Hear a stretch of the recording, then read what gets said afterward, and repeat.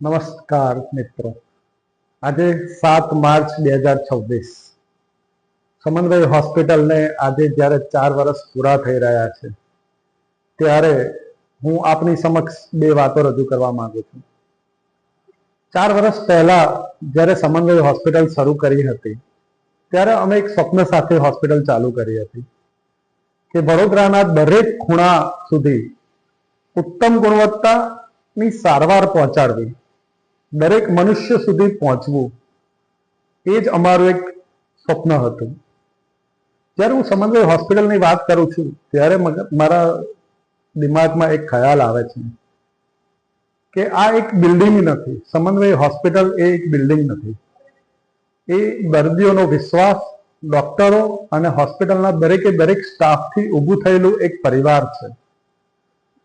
આ 4 વર્ષના સફરમાં અમે હજારો દર્દીઓના વિશ્વાસ જીત્યો છે અને જ્યારે દર્દી કોઈ હોસ્પિટલ ઉપર, કોઈ ડોક્ટર ઉપર વિશ્વાસ મૂકે છે ત્યારે એ વિશ્વાસ પૂરો પાડવો એ જ અમારી નૈતિક જવાબદારી હોય છે. જ્યારે કોઈ દર્દી હસતા મોઢે સ્મિત સાથે ઘરે જાય છે ત્યારે એ અમારા માટે સૌથી મોટો પુરસ્કાર બની જાય છે.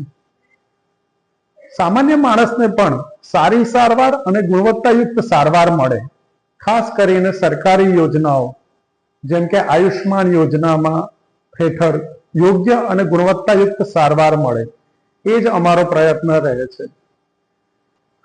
જ્યારે હું સમન્વય હોસ્પિટલના સફરની વાત કરું છું ત્યારે આ સફર સરળ ન હતી. ઘણા બધા પડકારો આવ્યા હતા, પરંતુ દ્રઢ નિશ્ચય અને અથાગ મહેનતના પરિણામે આજે સમન્વય હોસ્પિટલ એક સમાજમાં વિશ્વાસનું નામ બની છે. ત્યારે હું ડોક્ટર અમીશ ગણાત્રા, CEO સમન્વય હોસ્પિટલ, તહે દિલથી દરેક લોકોનો આભાર વ્યક્ત કરવા માંગુ છું. ઘણા બધા ડોક્ટરો, ઘણા બધા પેશન્ટો, ઘણા બધા સ્ટાફ મેમ્બર્સનો કે જેના હિસાબે સમન્વય હોસ્પિટલ અત્યારે આ સ્થળે ઊભું છે અને લોકોની સારવાર માટે ખડે પગે મહેનત કરી રહ્યું છે.